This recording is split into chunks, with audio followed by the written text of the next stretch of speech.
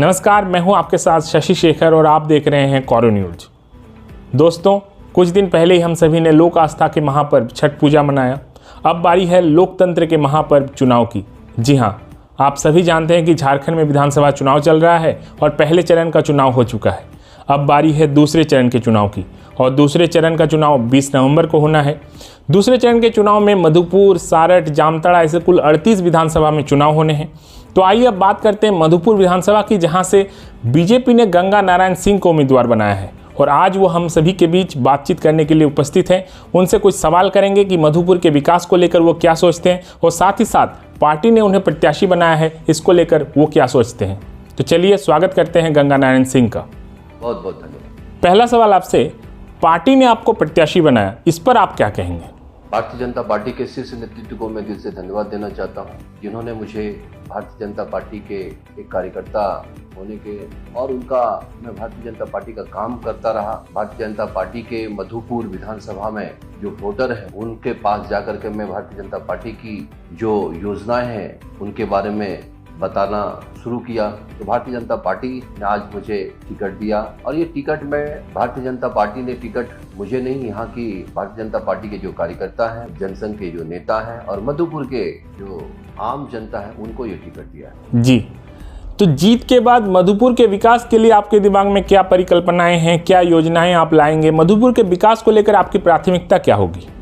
जीत के बाद मधुपुर की प्राथमिकता अनेकों ऐसी प्राथमिकता है। ऐसे यहाँ पे कोई इस तरह की सुविधा नहीं है जिस सुविधा के बारे में हम बात कर सकते, चाहे वो हेल्थ रिलेटेड हो, चाहे एजुकेशन रिलेटेड हो, चाहे वो बिजली की जर्जर तारें हो, चाहे वो सड़कें हो। तो अनेकों ऐसे काम हैं। बेरोजगारी है, युवा के लिए उनका रोजगार हम कैसे ला सकते हैं उस पर हम प्रयास करेंगे। महिलाओं को उनका सम्मान मिले। आम गरीब से ही निकल करके आए हैं और गरीबों की तकलीफ मैं जानता हूँ। तो गरीबी भारतीय जनता पार्टी, देश के यशस्वी प्रधानमंत्री जो अंतिम व्यक्ति तक अपनी योजनाओं को लोगों तक पहुंचाने का जो काम करने का सोच रखा और जो योजनाएं अंतिम व्यक्ति तक पहुंचा, आज भारतीय जनता पार्टी के चारों तरफ लहर ही लहर है। और भारतीय जनता पार्टी इस बार झारखंड में सरकार बनाएगी, एनडीए की सरकार बनेगी और मधुपुर विधानसभा में हम सब प्रचंड बहुमत से एक कमल फूल रांची भेजेंगे।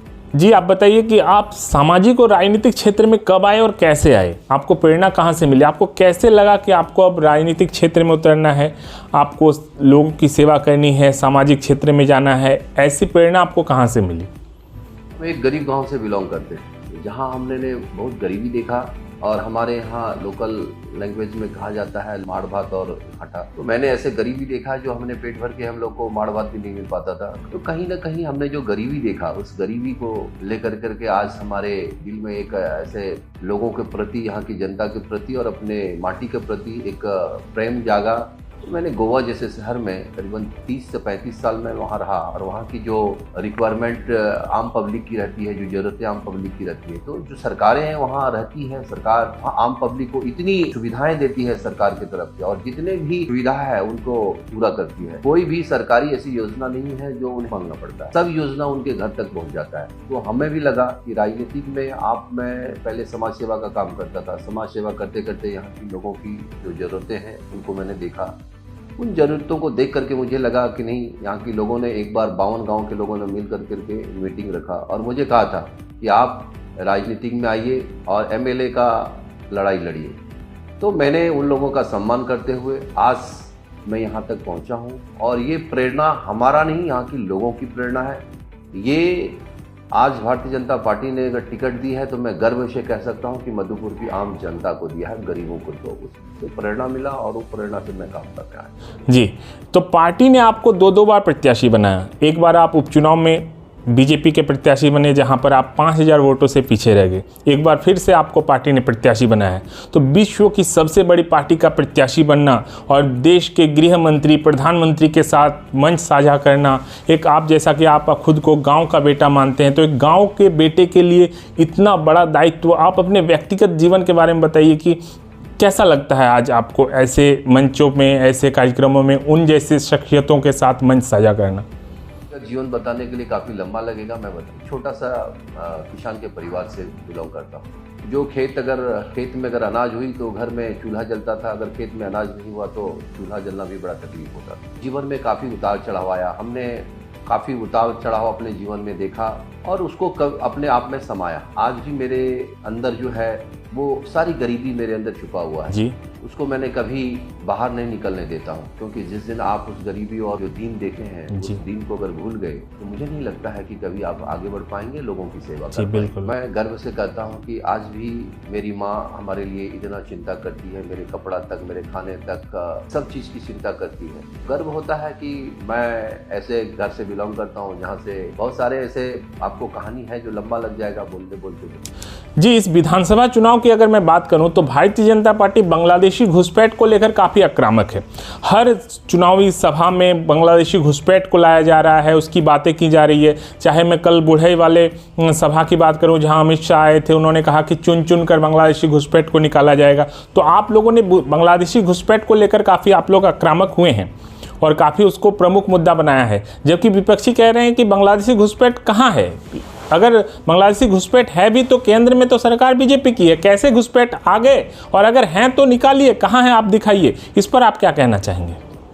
गोड्डा के लोकप्रिय सांसद विकास पुरुष ने 2009 से ही बातों को उठा रहा है कि जिस तरह पाकुड़ में बांग्लादेशी घुस करके घुसपैठिए घुस करके उनके साथ जो अत्याचार कर रहे हैं, वहाँ जमाई टोला के नाम भी हो गया है, जो आते हैं शादी कर वहाँ पे राज करते हैं, उनकी जमीन को हड़पते हैं। आप जानिए हमारे मधुपुर वंचित नहीं है, मधुपुर में भी वो चीज आ चुका है। बरसतिया करके गांव है, वहाँ जमीन आदिवासी का लूटा गया, आदिवासी महिलाओं को पीटा गया।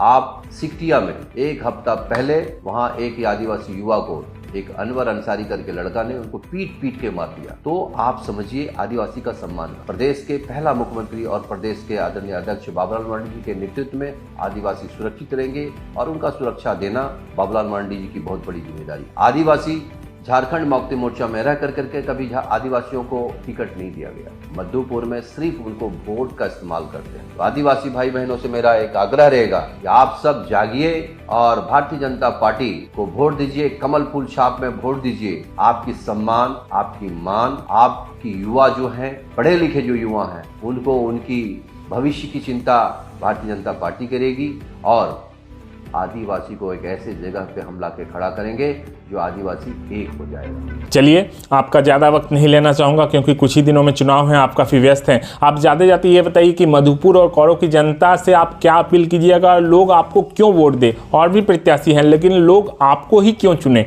आप इसके कोई वैलिड रीजन बताइए। मधुपुर में एक काम बताएं जो हमारे मंत्री और विधायक जो रहे हैं उसने किया हो। उनकी पीढ़ी, उनके पिताजी 20 साल यहाँ राज किए, कभी भी मधुपुर की ख्याल नहीं किया। उसने सिर्फ आदिवासियों को 150 दे करके हड़िया मड़िया तड़िया कराने का काम किया, गरीबों को खरीदने का काम किया। और आप जानिए मधुपुर को एक अच्छा मधुपुर बनाना है, मधुपुर को एक सम्मानित मधुपुर बनाना है। मधुपुर में एक ग्राउंड अच्छा हो, मधुपुर में एक इंडोर स्टेडियम हो, मधुपुर में एक बहुत बड़ा लाइब्रेरी हो, मधुपुर में स्टूडेंट के लिए हम एक अच्छा ओपन जिम बनाएं, मधुपुर में एक बुजुर्गों के लिए वॉकिंग ट्रैक बनाएं, मधुपुर में एक ऐसा वातावरण पैदा करें जो सब वर्ग के लोग, सभी मजहब के लोग एक जगह बैठ करके आनंद लें। अनेकों पहले फैक्ट्रियां थी, स्मॉल स्केल इंडस्ट्री को डेवलप किया गया था, आज सारे बंद हो गए। बंद होने के बाद आज कोई चालू करने का हिम्मत नहीं कर पाया। क्यों? क्योंकि उनको सपोर्ट ही नहीं मिल पा रहा है। तो मधुपुर के आम जनता से मैं यही कहूँगा, गाँव घर के सभी लोगों से कहना चाहूँगा कि गांव घर की जो स्थिति है, आप छोटे छोटे चीज़ों के लिए अब ब्लॉक जाते हैं, आप थाना जाते हैं या किसी सरकारी दफ्तर जाते हैं, तो वहाँ पे आपको इज्जत नहीं दिया जाता, घंटों बिठाया जाता है। खास करके युवा वर्ग के लोगों से मैं अपील करूँगा कि इस बार आप लोगों का साथ बहुत ज़रूरी है गंगा भैया को, क्योंकि गंगा भैया को आप अगर साथ देंगे, भारतीय जनता पार्टी को आप साथ देंगे, एनडीए गठबंधन को आप साथ देंगे, तो आपके भविष्य के लिए हम बहुत कुछ सोचे हैं, बहुत कुछ करना चाहते हैं। क्योंकि ये मंत्री ने आपके बात और आपका काम कभी सोच नहीं सकता, आपके लिए कुछ कर नहीं सकता, क्योंकि इसकी सोच कभी मधुपुर का नहीं हुआ है। इनकी सोच सिर्फ कुर्सी तक होता है और इसका बाप की जो कुर्सी विरासत में मिली थी, वही कुर्सी के लिए लोग चारों तरफ इर्द गिर्द करते हैं। 2-3 दिन पहले एक इसने मीटिंग किया था, इस मीटिंग में स्पष्ट इसने क्लियर किया कि मुस्लिम का वोट तो मेरे बक्से में है, आदिवासी का वोट भी मेरे बक्से में है, सिर्फ 20 से 25 हज़ार हिंदू वोट को खरीदना है।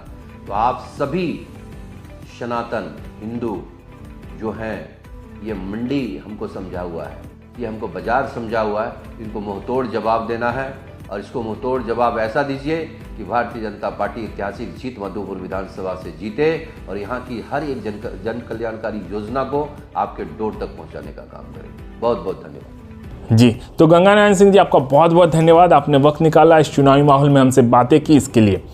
तो दोस्तों, अब देखना दिलचस्प ये होगा कि आने वाले 23 तारीख को जब चुनावी परिणाम आएंगे तो मधुपुर के इस रण का विजेता कौन होगा। क्या बीजेपी के लिए गंगा नारायण सिंह जी कमल खिला पाएंगे या फिर मधुपुर की जनता हफीजुल हसन को एक बार फिर उनके हाथों में सत्ता सौंपना चाहेंगी। ये तो आने वाला वक्त ही बताएगा। लेकिन फिलहाल आप सभी से गुजारिश है कि आने वाले 20 तारीख को घर से निकले, मतदान अवश्य करें, क्योंकि मतदान आपका अधिकार है। आपका एक वोट आपके विधानसभा क्षेत्र की तस्वीर बदल सकता है। इसलिए कॉरो न्यूज की अपील है कि आप सभी घरों से निकले और अधिक से अधिक मतदान करें।